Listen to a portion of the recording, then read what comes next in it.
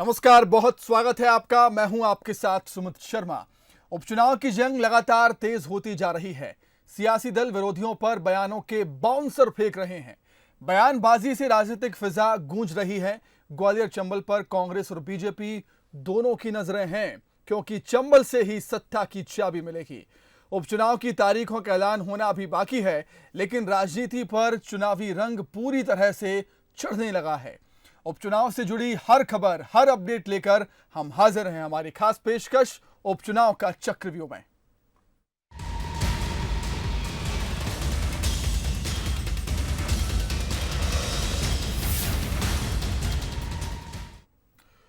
उपचुनाव से पहले कांग्रेस ने आदिवासी कार्ड खेला है।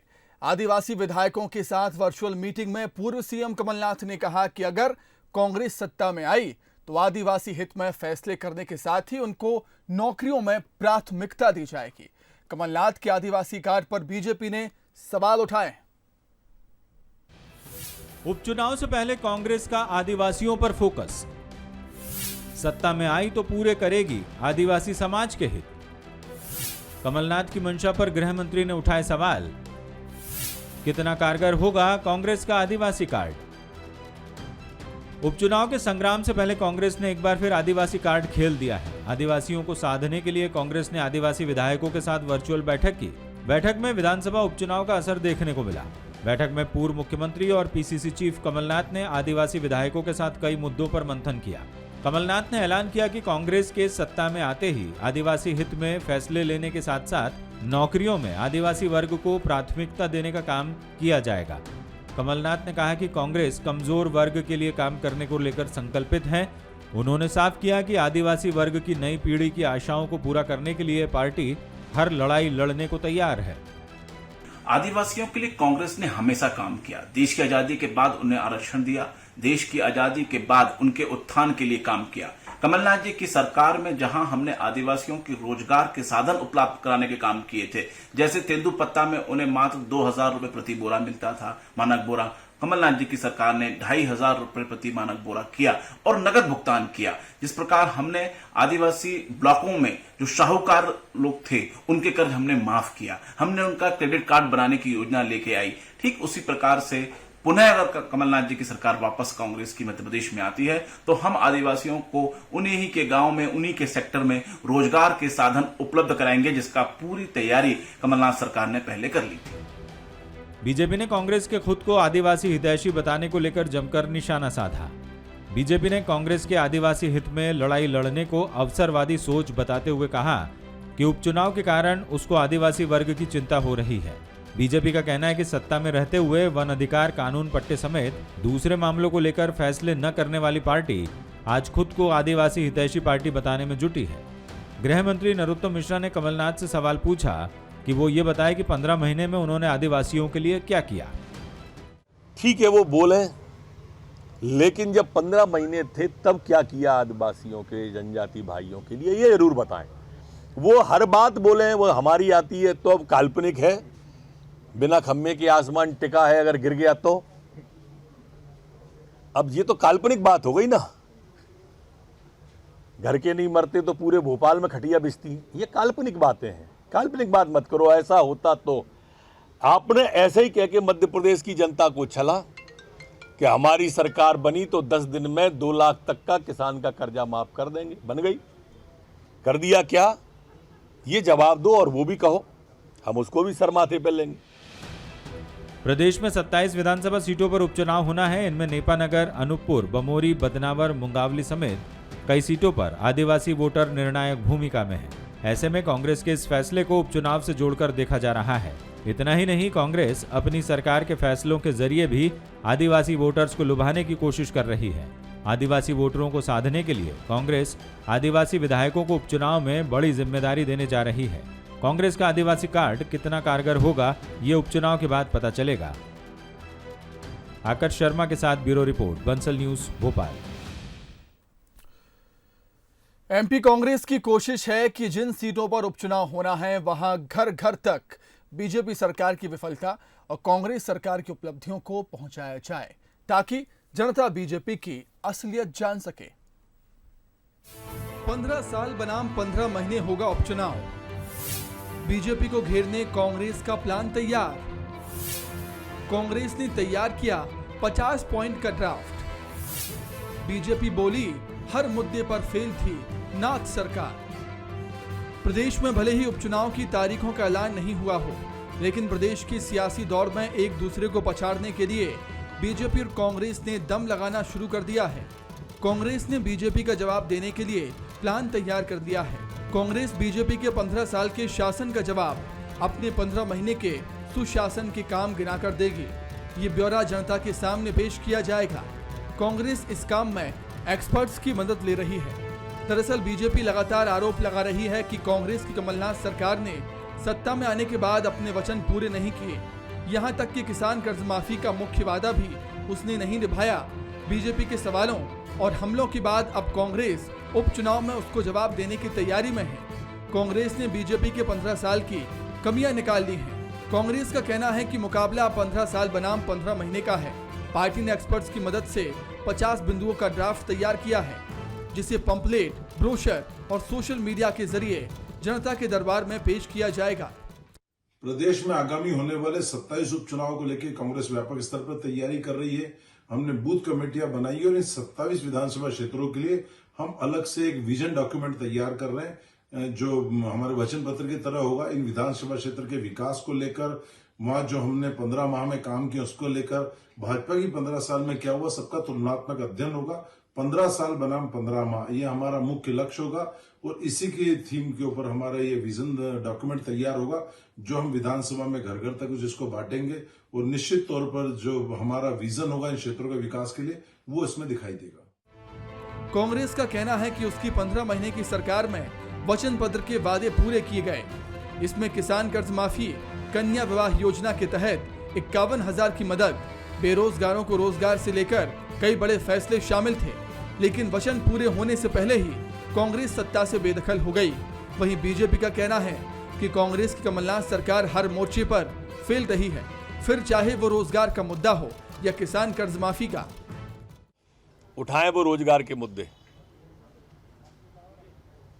हम सर झुका के स्वीकार करेंगे। पर पहले ये बताएं कि 15 महीने में किसी एक व्यक्ति को भी रोजगार दिया क्या? एक को सिर्फ। 15 महीने में किसी एक बेरोजगार को बेरोजगारी भत्ता दिया क्या? एक को सिर्फ। आपके घोषणा पत्र में था, आपको कहना चाहिए था।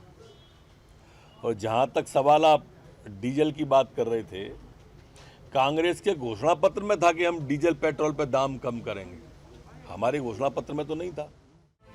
उपचुनाव में कांग्रेस बीजेपी दोनों ही अपनी उपलब्धियों से ज्यादा दूसरों की खामियां और नाकामियों पर फोकस कर रही हैं। कांग्रेस की कोशिश है कि जिन सीटों पर उपचुनाव होना है वहां घर घर तक बीजेपी सरकार की विफलता और कांग्रेस सरकार की उपलब्धियों को पहुंचाकर जनता को उसकी असलियत बताने की रणनीति पर काम कर रही है। तो बीजेपी अपनी उपलब्धियों और कांग्रेस सरकार की विफलता के सहारे जीत का सपना देख रही है। लेकिन लोकतंत्र में फैसला जनता की अदालत में होना है, तो बस इंतजार कीजिए उसके फैसले का, जो तय कर देगा कौन किस पर भारी है। जुगल किशोर शर्मा, बंसल न्यूज, भोपाल। अब बात नेपानगर विधानसभा उपचुनाव की। धीरे धीरे यहां भी सियासी सरगर्मी बढ़ने लगी है। फिलहाल तैयारियों को देखें तो कांग्रेस बीजेपी से आगे निकलती दिख रही है। कांग्रेस को उम्मीद है कि जनता बीजेपी को सबक सिखाएगी। वहीं बीजेपी को अपने संगठन और कार्यकर्ताओं पर पूरा भरोसा है।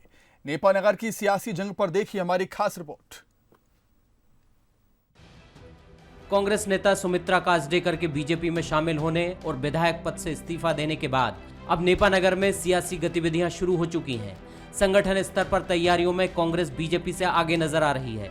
उपचुनाव प्रभारी नियुक्त करने के साथ साथ कांग्रेस ने कार्यकर्ताओं से संपर्क करना शुरू कर दिया है। नेपानगर सीट की जिम्मेदारी हरदा के पूर्व विधायक आर.के. दोगने को सौंपी गई है। दोगने ने पिछले दिनों नेपानगर दौरे के दौरान कार्यकर्ताओं में जान फूंकने की कोशिश की। दोगने ने कार्यकर्ताओं से कहा, बीजेपी कांग्रेस के विधायकों को चुरा रही है और अब जनता बीजेपी को सबक सिखाने के लिए तैयार है। नहीं, देखिए कांग्रेस की कमजोरी नहीं है। कांग्रेस तो बढ़िया सरकार चला रही थी, जनता के हित में काम कर रही थी। जनता आज बोल रही है। कांग्रेस के जमाने में ठीक था, हम 3-4 महीने में और परेशान हो गए। आज आप बिजली बिल की स्थिति देख लीजिए, किसानों की स्थिति देख लीजिए, खाद की स्थिति देख लीजिए, और कोरोना के पैसे खा जा रही है सरकार, तो बाकी तो छोड़िए आप। तो ये स्थितियाँ चल रही है। कांग्रेस तो चल रही थी, और मैंने बताया ना कि चोर पार्टी है भाजपा, और वो चोरी कर रहे हैं हमारे विधायकों। कांग्रेस ने उपचुनाव प्रभारी की नियुक्ति के साथ कार्यकर्ताओं में नई जान फूंकने की कोशिश की है, तो दूसरी तरफ दूध मंडलम और ब्लॉक स्तर पर संगठन की जमावट भी शुरू कर दी है और अपनी इन तैयारियों के बूते कांग्रेस जीत का दावा भी कर रही है। भाजपा को तो अब सिर्फ क्या है कि खरीद फरोख्त पर जनता को छल कपट करके चुनाव की आदत पड़ गई है। बाकी कांग्रेस पार्टी ने, हमारे सम्माननीय कमलनाथ जी ने, पिछले जब से ही हमारे विधायक ने इस्तीफा देकर भाजपा में शामिल हुई है, सेम डे से बूथ लेवल पर, जोन लेवल पर, सेक्टर लेवल पर, क्षेत्रीय लेवल पर और मंडलम लेवल पर हमने हमारे कार्यकर्ताओं की मीटिंग की गांव-गांव। हमारे प्रभारी दोनों तीनों यहाँ आ चुके, और हम लोग बहुत मैनेज रूप से, हम लोग बहुत ही कार्यकर्ताओं का जो आक्रोश है कार्यकर्ताओं में, उस आक्रोश के साथ जनता का जो आक्रोश है उसको लेकर हम बहुत मजबूती के साथ हमारे संगठन को मजबूत कर रहे हैं। कांग्रेस का एक मुद्दा ये भी है कि जो विधायक पार्टी छोड़कर बीजेपी में शामिल हुए हैं वो अब तक अपने क्षेत्र में नहीं पहुंचे हैं। सुमित्रा काजडेकर भी बीजेपी में शामिल होने के बाद ना तो बुरहानपुर पहुंची, ना ही नेपानगर। हालांकि कांग्रेस के तमाम हमलों का बीजेपी नेता भी मुंह तोड़ जवाब दे रहे हैं। जो उनके एक विधायक, पूर्व विधायक के ऐसे बयान के ऊपर मुझे आश्चर्य नहीं होता, क्योंकि उनके जो राष्ट्रीय स्तर के नेता है, पूर्व अध्यक्ष माननीय राहुल गांधी जी के बयान के बाद यदि एक प्रदेश का कोई विधायक ऐसा स्टेटमेंट देता तो हमको कोई आश्चर्य नहीं होता। वो तो हमारे प्रधानमंत्री को चोर बोलते, इन्होंने पूरी पार्टी को चोर बोलते, इसमें कोई बात नहीं। और मध्य प्रदेश की 7.5 करोड़ जनता जानती है कि कमलनाथ की सरकार कैसे गिरी और शिवराज जी की सरकार कैसे आई। आप आपसी फूट के अंदर 15 साल बाद आप शासन में आए तो लूटमार के अलावा कुछ नहीं बचा था आपके पास। बीजेपी कांग्रेस नेताओं के आरोपों का जवाब दे रही है, मगर संगठन स्तर पर भी वो कांग्रेस से इस समय पीछे है। हालांकि बीजेपी को कांग्रेस की तरह संगठन खड़ा नहीं करना है, ना ही कार्यकर्ताओं में जोश भरने की जरूरत है। लेकिन बीजेपी में अभी संगठन और जिला स्तर पर कार्यकारिणी का गठन नहीं हुआ है। हालांकि बीजेपी को अपनी तैयारियों को लेकर इतनी चिंता नजर नहीं आती और वो कांग्रेस की तैयारियों पर जरूर तंज कस रही है। कांग्रेस को बधाई दूंगा, अच्छी तैयारी है तो अच्छी तैयारी करें, और उनकी तैयारी दिख रही है पूरे प्रदेश में। हमको विधायक छोड़ छोड़ के जा रहे हैं, और कांग्रेस की बहुत अच्छी तैयारी चल रही है, उसके लिए बधाई है उनको। और भाई भाजपा की बात करें तो पार्टी तो जमीनी कार्यकर्ताओं से मिलकर बनी है, और ज़मीन पे हमारा काम ये अच्छा था, तभी हमने सरकार चलाई, तभी हमारी सरकार वापस आई और केंद्र में वो सरकार चला रहे हैं। ये बात तो हुई तैयारियों की। जहां तक उपचुनाव में दावेदारों की बात की जाए तो पिछले दिनों कांग्रेस नेता और पूर्व विधानसभा अध्यक्ष राजेंद्र सिंह बुरहानपुर दौरे पर पहुंचे थे, तो 1 दर्जन से ज्यादा लोगों ने दावेदारी की। इनमें से कुछ मजबूत दावेदार हैं। कांग्रेस बजाय बड़े चेहरे के संगठन स्तर पर सर्वे के बाद प्रत्याशी चयन पर जोर दे रही है। वहीं बीजेपी की बात करें तो सुमित्रा काजडेकर फिर से उपचुनाव की उम्मीदवार होंगी या नहीं, ये साफ नहीं। मगर नेपानगर की पूर्व विधायक मंजू दादू जरूर सक्रिय हो चुकी है। सोशल मीडिया पर उनके समर्थक दावेदारी कर रहे हैं और स्थानीय नेता भी उन्हें ही टिकट देने की मांग कर रहे हैं। यानी नेपानगर में सियासी गतिविधियां अब जोर पकड़ती नजर आ रही हैं। Bureau report, Bansal news. चुनाव को लेकर मुगावली में भी सियासी सरगर्मी काफी तेज है। मंत्री बृजेंद्र सिंह यादव लगातार दौरे कर अपनी बात जनता के सामने रख रहे हैं, तो कांग्रेस भी पीछे नहीं है। कांग्रेस ने तैयारी तो कुछ खास अभी शुरू नहीं की है, लेकिन मंत्री बृजेंद्र सिंह के दौरों पर आपत्ति जाहिर की है और प्रशासन से इसकी शिकायत भी करती। मंत्री की चौपाल पर चकल्लस, कांग्रेस ने दौरे पर जताया ऐतराज। कोरोना संकट में कैसे लगा रहे हैं चौपाल। मुंगेली उपचुनाव को लेकर मंत्री बृजेंद्र सिंह यादव लगातार दौरे कर रहे हैं। गांव-गांव जाकर लोगों की समस्याएं सुन रहे हैं और चौपाल लगाकर कांग्रेस से इस्तीफा देने का कारण भी बता रहे हैं।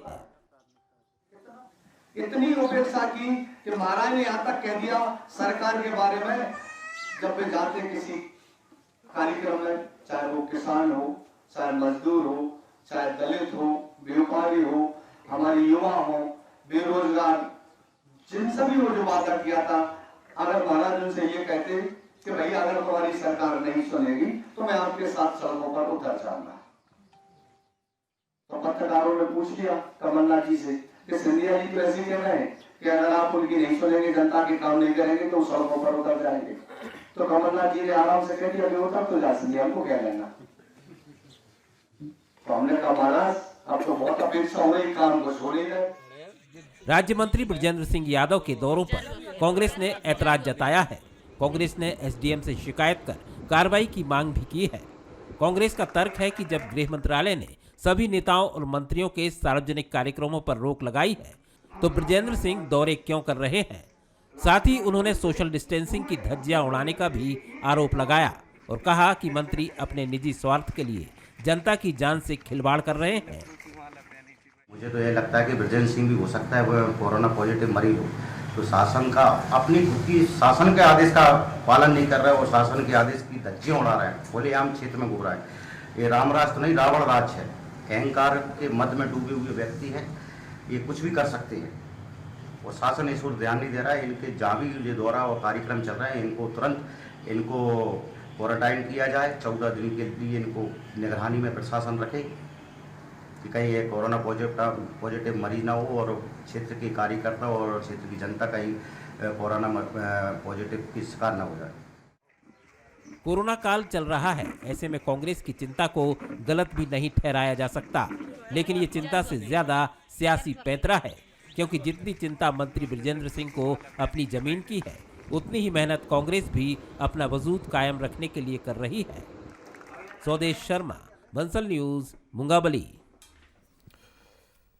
तो वहीं प्रदेश में जिन 27 सीटों पर उपचुनाव होने हैं उनमें से एक है बदनावर।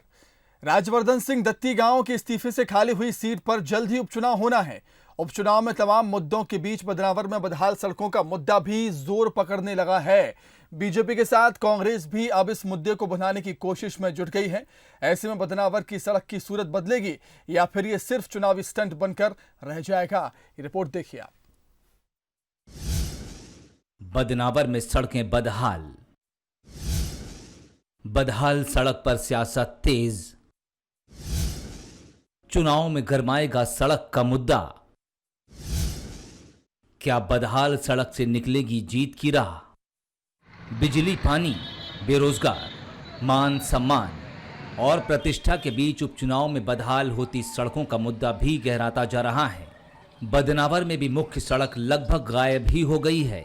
बारिश के मौसम में चलना तो दूर, वाहन चलाना भी मुश्किल हो रहा है और गर्मी के मौसम में यहाँ धूल का गुबार उड़ने लगता है।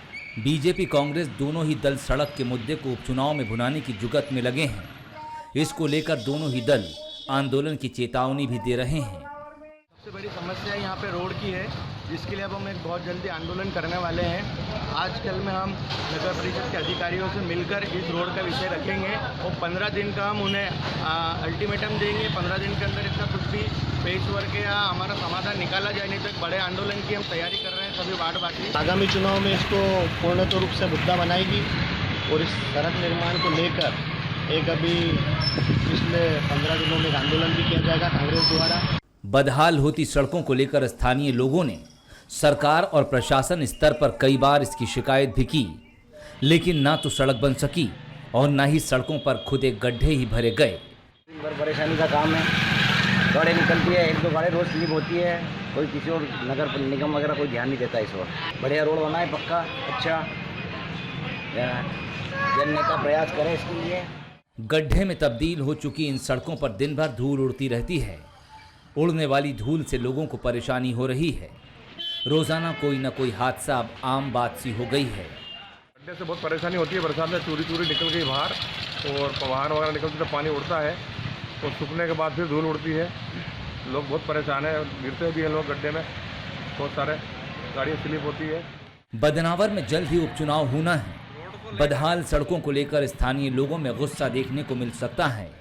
शायद यही वजह है कि सियासी दल सड़क के मुद्दे को लेकर मैदान में उतरने की बात कह रहे हैं। ऐसे में उपचुनाव की दहलीज पर खड़ी बदनावर की जनता को हो सकता है कुछ न कुछ फायदा हो जाए और बदहाल सड़कों की सूरत सुधर जाए। महेश पाटीदार, बंसल न्यूज, बदनावर। हमारे खास कार्यक्रम में फिलहाल इतना ही। खबरें लगातार जारी हैं, आप देखते रहिए बंसल न्यूज। नमस्कार।